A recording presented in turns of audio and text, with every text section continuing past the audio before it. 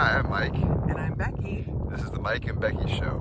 Today we're at Caddo Mounds State Historical Site here in Alto, Texas. We're sitting in front of the biggest beehive I've ever seen. I am just waiting for those bees to come out. We're a ways away, so I'm a little freaked out. So That's not a beehive, babe. That's what they lived in. The Caddo were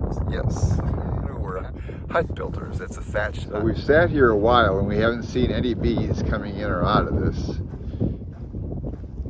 Becky was really worried about that. As you can see right now, come closer, it's thatched design layers here. And inside, there's no ceremonies here today. I don't see any bees, but I see the honey. Ha ha! There she is. She's my honey.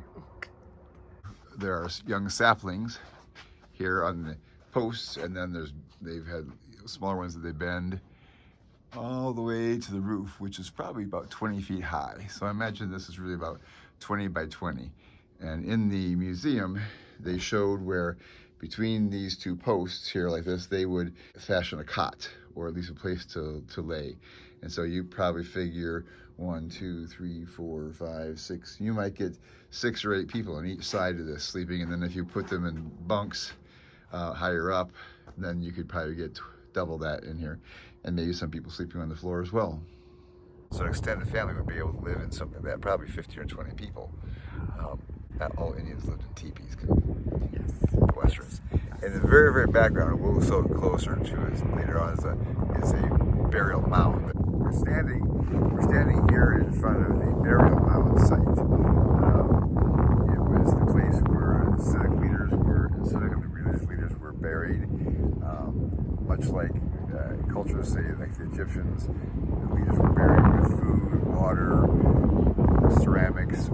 Things that they need in the afterlife. They're still learning more and more about what the Caddo people believed in Boston. So they're trying to find that from descendants, things that have been passed down. But they did believe in a chief above in the sky about doing things to make them happy and to have them pleased with them. And then they did also believe in an afterlife. Sure. They were spiritual people. For the technology of the time, they were an advanced society. Yeah, there was no internet at the time. So. I can't stop it. She says, don't be stupid. It's silly. But but they were agriculture. They were farmers. They were traders. They made fine pottery, and so they were advanced. Yeah, they're craftspeople. They spent time, making pottery, having it be artistic.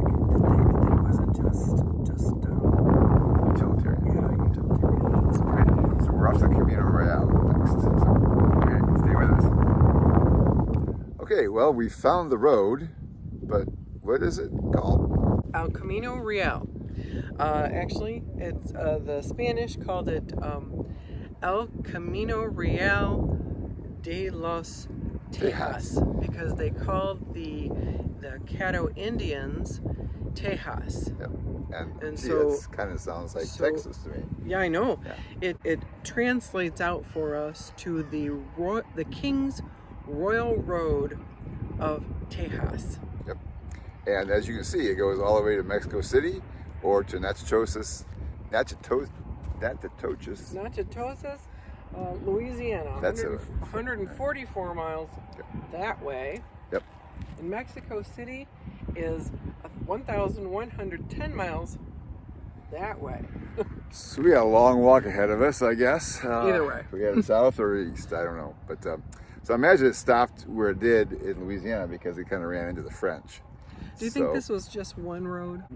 Before the Spanish road, it was one of the many trade routes the Caddo established in this area. They traded as far away as Florida for shells and things like that, and the Midwest for copper and other things.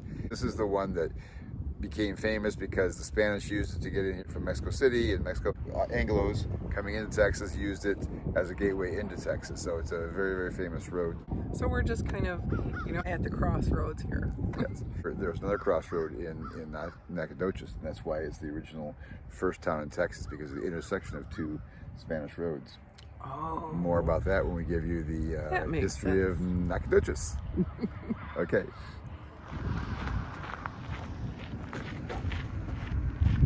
Are you going to Mexico?